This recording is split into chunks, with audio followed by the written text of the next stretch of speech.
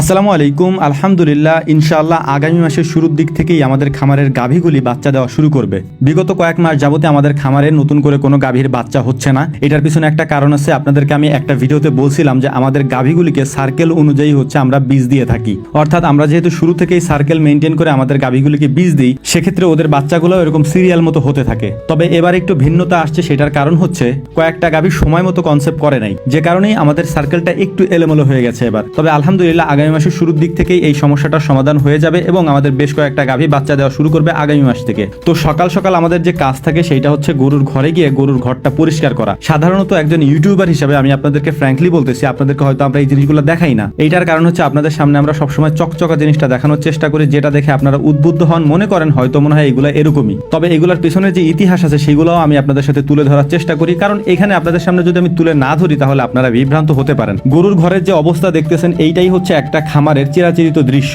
তবে সাধারণত এই দৃশ্যগুলো আমরা দেখতে পাই না। আমরা আপনাদের সামনে পরিষ্কার করে তারপরে ভিডিও করার চেষ্টা করি। একটা জিনিস যখন আপনাদের সামনে উপস্থাপন করা হবে সেটা সুন্দরভাবে উপস্থাপন করবে যে কেউ, আমরাও তার থেকে ব্যতিক্রম না। তবে মাঝে মাঝে আমি আপনাদেরকে দেখানোর চেষ্টা করি যে কিরকম পরিস্থিতি থাকে সকালে যখন আমরা খামারে যাই, বা রাত্রে যখন অনেক রাত্রে আমরা খামারে যাই তখন কি পরিস্থিতিতে থাকে। তো সকালবেলা গরুর ঘরে যাওয়ার পর সব থেকে কষ্টের যে কাজটা সেটা হচ্ছে গোবরগুলাকে সংগ্রহ করে একটা বালতির মধ্যে ভরে তারপর ওইগুলাকে আমাদের যে ছোট্ট একটা গাড়ি আছে ওই গাড়ির মধ্যে আমরা সাজাই। এরপরে আমরা এগুলাকে দূরে নিয়ে যাই, মানে যেখান থেকে এই গোবরগুলাকে আমরা বিক্রি করে দিই। অর্থাৎ আমরা একটা জায়গায় নিয়ে মজুত করি এবং ওই মজুত করা গোবরগুলো পরবর্তীতে আমরা বিক্রি করে দিই। তো অনেকে বলেন যে ভাই আমরা গোবর কিভাবে বিক্রি করব। দেখেন, একটা বিষয় আপনাদেরকে ক্লিয়ার করে বলে দিই, সেটা হচ্ছে যে এই সব জিনিসগুলো সর্বোপরি নির্ভর করে আপনার এলাকায় গোবরের চাহিদা কেমন, এখানে মাছের ঘের আছে কিনা, তারপরে এইগুলা কেনার মতো লোক আছে কিনা। এটা যদি আপনার এলাকায় থাকে তাহলে আপনি বিক্রি করতে পারবেন। তো সাধারণত আমাদের খামারের পাশে যাতায়াত ব্যবস্থাটা ভালো হওয়ার কারণে মূলত আমাদের এই সমস্যাগুলো হয় না, যে কেউ আমাদের এখান থেকে নিয়ে যেতে পারে। তো যাই হোক, আরেকটা বিষয় আপনাদেরকে বলি, সেটা হচ্ছে যে আপনারা গত কয়েকদিন আগে দেখছিলেন যে আমরা যে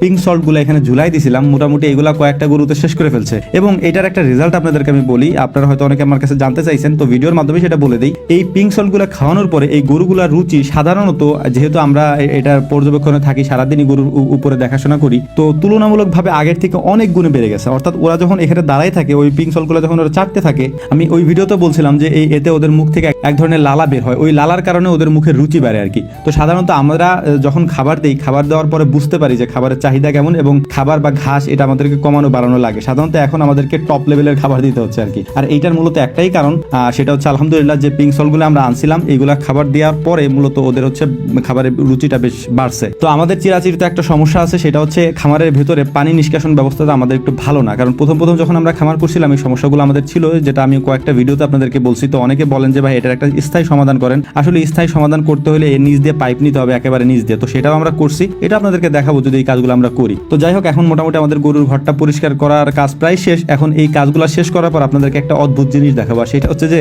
আমাদের একটা গরু আছে, মানে এই গরুটা প্রায় বয়স 1 বছর হয়ে গেছে। 1 বছরে ওর মাস সমান হয়ে গেছে। তো ওর মাস সমান হইলেও ও এখনো দুধ খায়, মানে ওই গরুতে এখনো দুধ হয়। তো খামারের কাজগুলো শেষ করার পরে মূলত আমরা গরুর দুধ দহন করি, কিন্তু দুধ দহন করার আগে এগুলোকে পরিষ্কার করতে আমাদের অনেক কষ্ট হয় ইদানিং, যে কারণে আমরা প্রতিদিন গরুকে গোসল করাইতে পারি না। গোসল করাইতে গেলেই দেখা যায় যে পানি এরকম আটকে যায়। তো আলহামদুলিল্লাহ গোসল করানোর পরে, যেহেতু সকালে আমরা আগেই খাবার দিয়ে দিই, ওরা একটু ঘুমায়, রেস্ট নেয়। এরপরে বাছুরটাকে আমি নিয়ে আসছি, দেখতেই পাচ্ছেন যে এটা ওর মার সমান সমান আর কি। মানে পানানোর জন্য আমরা মূলত বাছুরটাকে আনি এবং একজনে ধরে রাখে, আরেকজন দুধ দহন করে আর কি। এই মাঝখান দিয়ে টেনে আবার ওই ঘরে নিয়ে বেঁধে রাখে। তো ওদের সামনে যে পিঙ্ক সল্ট গুলো দেওয়া আছে, ওরা পিঙ্ক সল্ট গুলো চাটতে থাকে এবং আমরা দুধ দহন করতে থাকি এদিক দিয়ে আর কি। যেহেতু এই গাভীটা প্রায় 6 মাসের প্রেগনেন্ট, এই অবস্থায় আমরা ড্রাই পিরিয়ডে ওকে আনতে পারতেছি না, কারণ অনেক বেশি দুধ এখনো দিচ্ছে।